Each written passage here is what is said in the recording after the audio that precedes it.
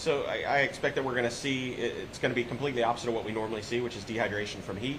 But with the engagement in partying and enjoying the festivities, we get into alcohol, and people think that makes them warm. That actually does not do that, and probably will make that situation worse. So we do ask that people are responsible with what they're doing, pace themselves, ensure that they're hydrating even when they don't feel that heat, so that they're able to enjoy the festivities to the completion. Following her question, can you specifically say how many officers do you have on boards in the bicycles, cars, and also in the river?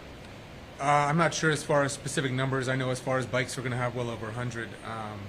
But as far as specific numbers for other units, I'm not sure. Is that 100 between TPD and TFR combined, or separate for each? I'm not. So for Tampa Fire, we have a contingent of about a dozen bikes that'll be out there for EMS. But on top of that, we have other resources within our deployment that involve maritime units, as well as cart-based units, ambulances, as well as tents that are set up to receive ill or injured individuals, so that we can push them out to the local hospitals. Chris, can you talk a little bit about taking care of yourself too, as Jeff was alluding to? It's going to be really cold starting at early in the morning. How are you guys going to? You're outside and out on the bikes and not in the car. How are you going to take care of yourself? I mean, as far as for us, we'll stay bundled up. We'll probably wear probably something similar to what I'm wearing now. As far as patrons coming out, just prepare. Prepare for the weather. Prepare for the day. Plan for crowds. We have gloves that we wear all the time when we're biking, and then I'll probably have a jacket on. Are you concerned at all about the native fluidity? I am, and I'm not too concerned about it. Going off of some of their questions too, can you kind of just reiterate, this is, I think, one of the city's biggest, if not the biggest event. Just you have so many crowds of people, you got, like you said, alcohol is involved sometimes, you got the flows moving around. Can you just talk about, what goes into all of this from your guys' perspective and some of the challenges when crowds this big?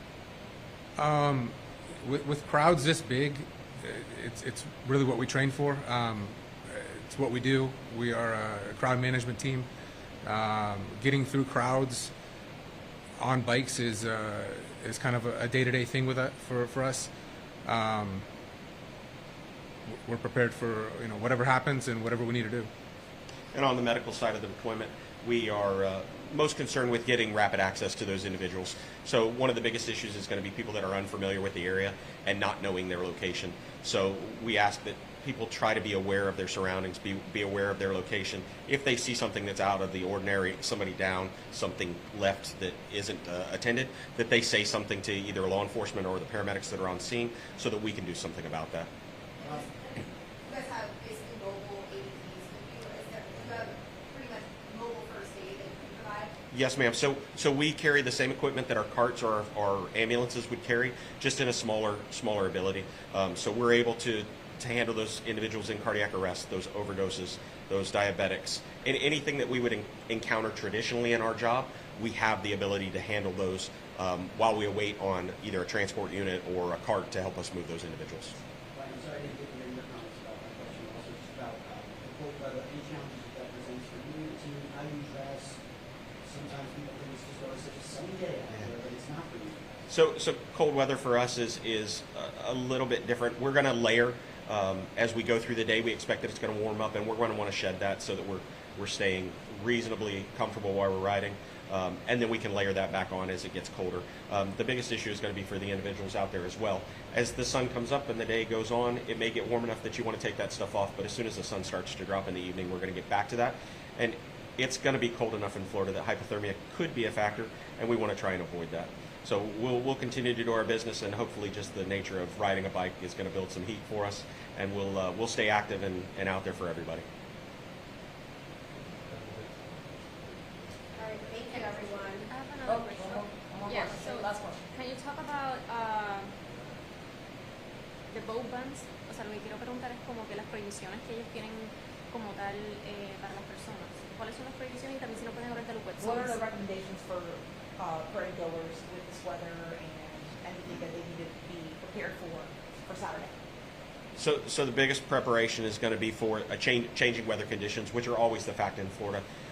It looks like we're going to be free of rain, but that's always a possibility. So making sure that they're layered, making sure that they have enough, making sure that they have water to continue to drink, making sure that they have a plan for those that they're with. If they are to get separated, communications can sometimes be an issue on parade day. So having a plan in place before we go out there to know where we can meet up after the fact if we get separated, or along those lines, making sure that we have that plan on where we park and how to access the event. And also about the wet zone. What zones? What zones? That's you.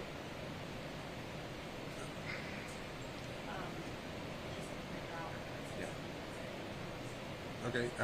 As far as the wet zones are concerned, I guess it's just going to be within the parade route and Curtis Hickson. Anything off the route within the neighborhoods is not a wet zone. All right, thank you everybody so much. I'm gonna move this and you guys just